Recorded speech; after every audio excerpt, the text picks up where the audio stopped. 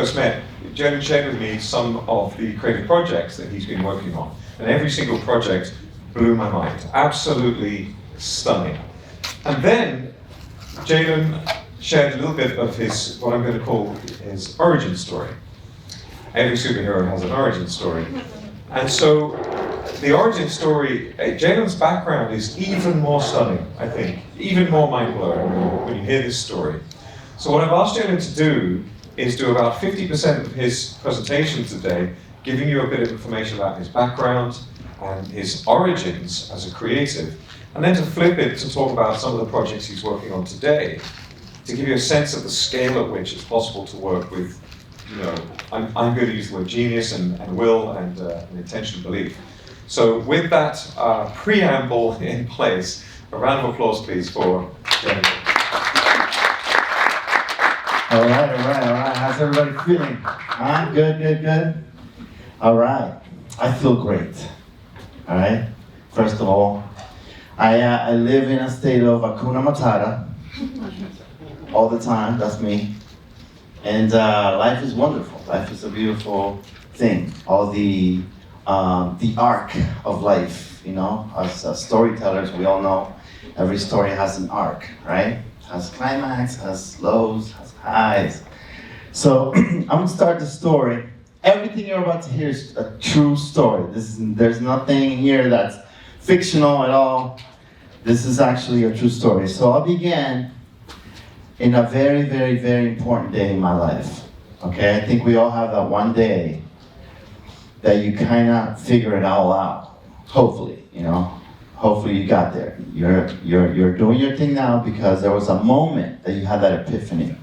Or someone helped you get that epiphany, right? Sometimes some angels come along that we don't know about that, help you get that. So I'll start there. So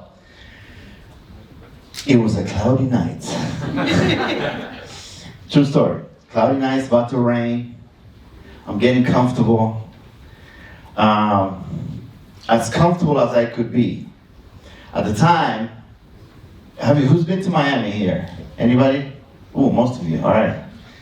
So there's a place in Miami called Bayfront Park, right? There's Bayside, and then there's the American Airlines Arena, which is now called, I think, FTX. I think the name sucks, but I get it. Web3, yay. So, Bayfront Park Bayfront Park was home. I actually lived in this park. I was homeless. And so every single night, it was like, it was a thing. I had to make sure that, I was sleeping in this area that was very secluded. It was right behind the stage. Bayfront Park has a stage where back then, I'm not sure if they do it now, but they used to do a lot of festivals. So behind the stage, there was a very secluded area with a bunch of trees. At night, this is 2001, you don't want to be there at night. This is a place you do not want to be at because now Bayfront Park is cute. It's like, oh, we do Ultra there. Everybody thinks that Ultra and all of that. Bayfront Park is gorgeous now. But back then it was just a place you didn't want to be at after 7 p.m. So I was actually living there in this park. I had found this little bench right behind the stage, and it was kind of secluded. There was a bunch of trees, very covered. And so every night I was making myself comfortable, trying to go to sleep. This is one night I'm finally comfortable, and out of nowhere, I feel something pulling on me. And this is how my night began, with somebody trying to rob me. So now, of course, I'm swinging, we're fighting, all kinds of stuff are going on, and I don't think Mike knew this part of the story. But this is what would happen sometimes. You're in the middle of it's chaos. This is the World War III for me, and so whatever. This is the moment in my life where everything was just darkness. I had no idea where life was going to take me. I knew that I had a passion for music.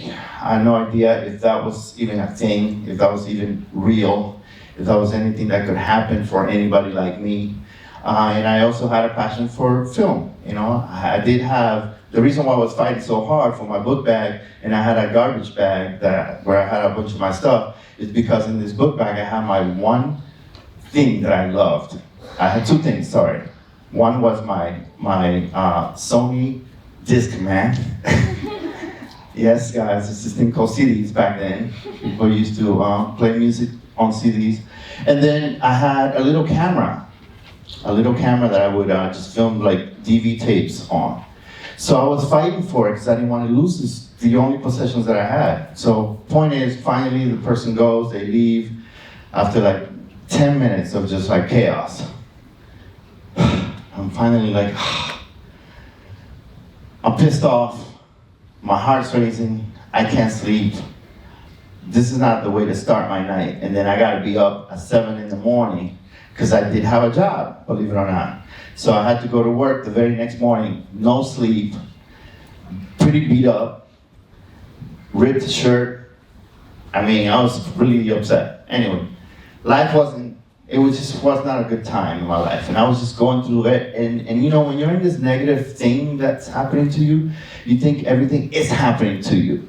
You know, you think that life is purposely doing these things on, just to aggravate you every single day. So now I get to work and I see the biggest pile of dishes I'd ever seen in my life. I was a dishwasher, you know? And I'm looking at these dishes like, what the F am I gonna do? I'm not in the mood today. It's not one of those days that I want to do any of this. Well, I did my thing, whatever, all day. I was just bad thing after bad thing after bad thing. Customers yelling at me, the manager mad at me. Again, when you're in a role, good or bad, this is what keeps happening. I had no clue that my life was about to change that very night. So I walked that night pissed off, I'm kicking things, and I'm just mad and walking back to my park. And every night I left later than everybody else at the restaurant because every night I tell every single waiter, if you've worked in a restaurant, you know at the end of the night you gotta do side work, you know? So I go, yo, what's up? Yo, I'll do your side work, $2, what's up? So every single night I'm, got my little hustle going. I got, 15, 20 tables that I gotta clean so I can try to save a little bit of money. Put it in my pocket, go back to my parking, hopefully not get robbed, you know? So here I am, again, walking back to this park, my heart racing, because I'm like, this dude knows where I'm at now. Ah, man, is this gonna happen again? And as I'm walking back, all mad and pissed off, I hear, and I'm like, and out of nowhere, there was this really beautiful, yes, there's a beautiful girl in every story, it's true. It's a beautiful, beautiful girl, and she's like, come here, I want to talk to you. And she's behind the bar, she's closing this bar that I always walk by, you know? And I would go up to her and I'm like, what do you want? Like, what are you crazy? It's like freaking 2 a.m. Like, what if I was some kind of maniac and she's like, shut up. I know you're a nice guy. You don't do any of that stuff. Everybody comes here after work from your job and they say you're a super nice guy, but you don't talk to anyone. So I just want to give you something someone gave to me. I want to give you this because someone gave this to me and it changed my life. And I'm like, oh my God. Of course, again, when you're in a bad place, you have Congress here, the left and the right, and they're talking and fighting with each other. One side is telling you, no, she's just trying to help you, she's just trying to look out for you. The other side is like, no, fuck that bitch, she's just trying to, she's trying to embarrass you, blah, blah, and you're just like, and I'm like, all right, what is it? Just give it to me. So she gives me this book. She hands me a book. And I'm like, okay. And she's like, no, please, just flip the book over.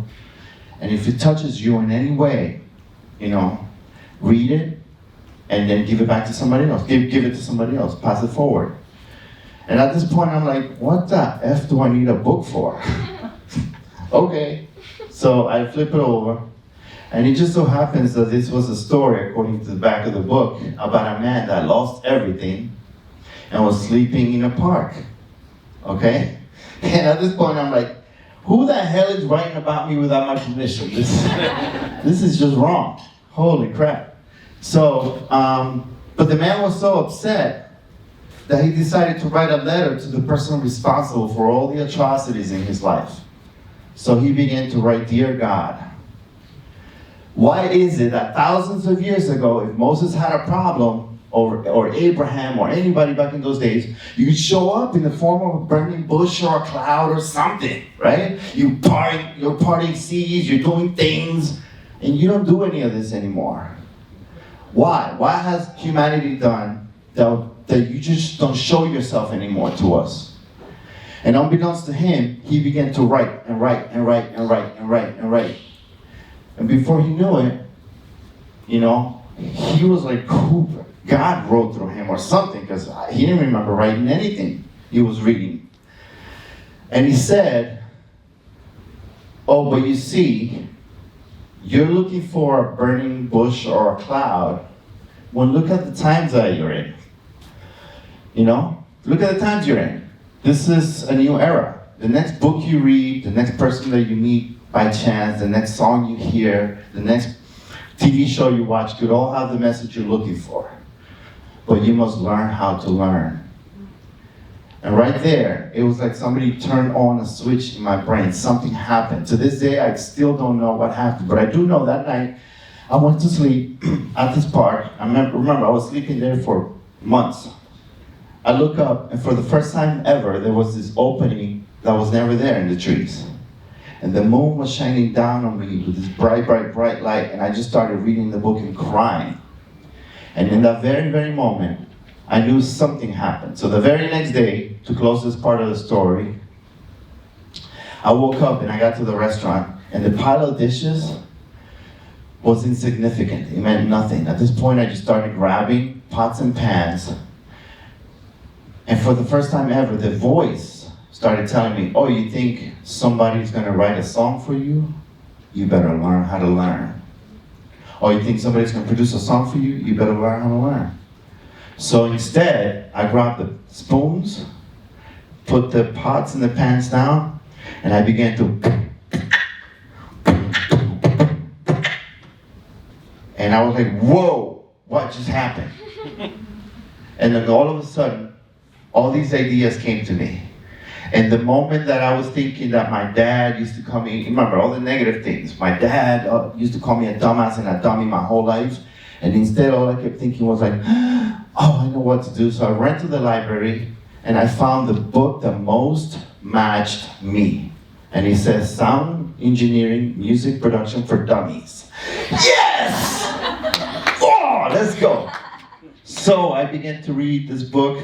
I also got Auditioning for Dummies. I got a bunch of books. All the dummies books, I took them home.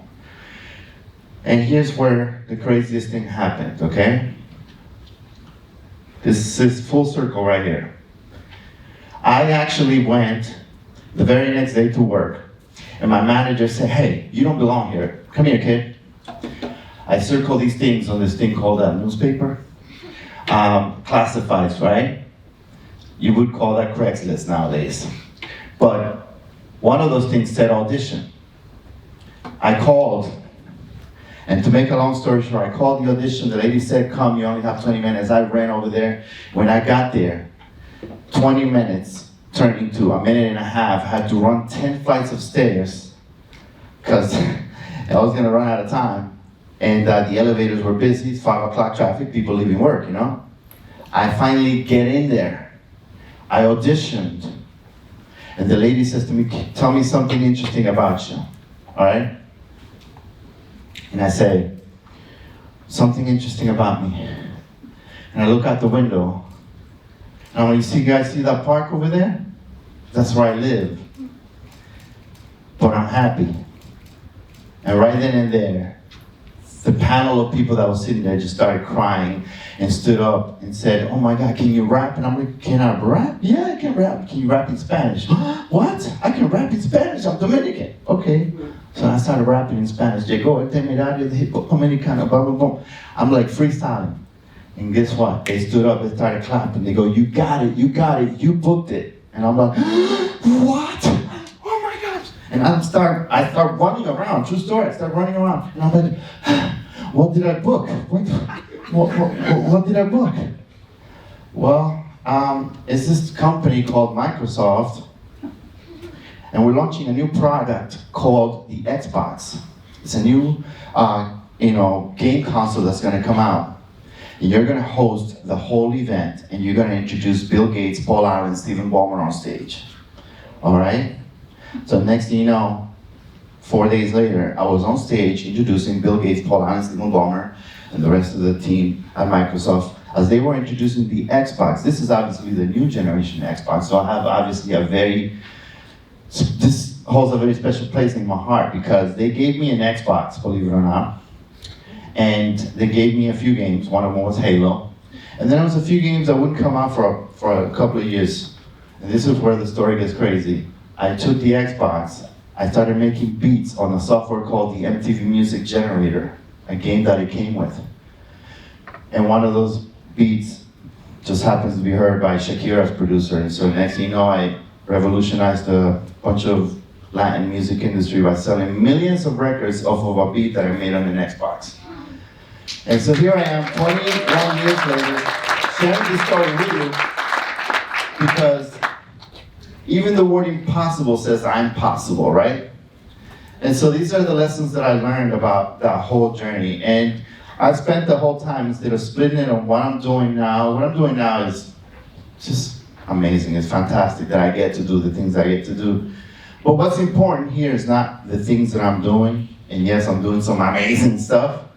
It's really the fact that just a shift of a mindset can change your life, you know?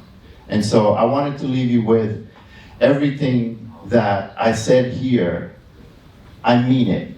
If you change and you shift your mindset, it'll change for you, because the reality is that duality reality is actually in quantum physics.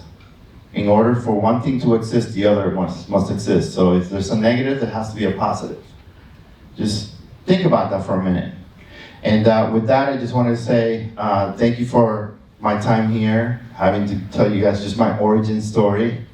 Yeah, now I get to produce feature films with, now I'm working with Ben Stiller, doing a bunch of stuff with J-Lo, doing a bunch of things with a bunch of people that I just pinch myself every day, like, holy crap, this is real, you know? And I ended up going on tour for about 10, 11 years, selling millions of records, doing my thing. But now more importantly, I get to speak to people and leave them with this one message.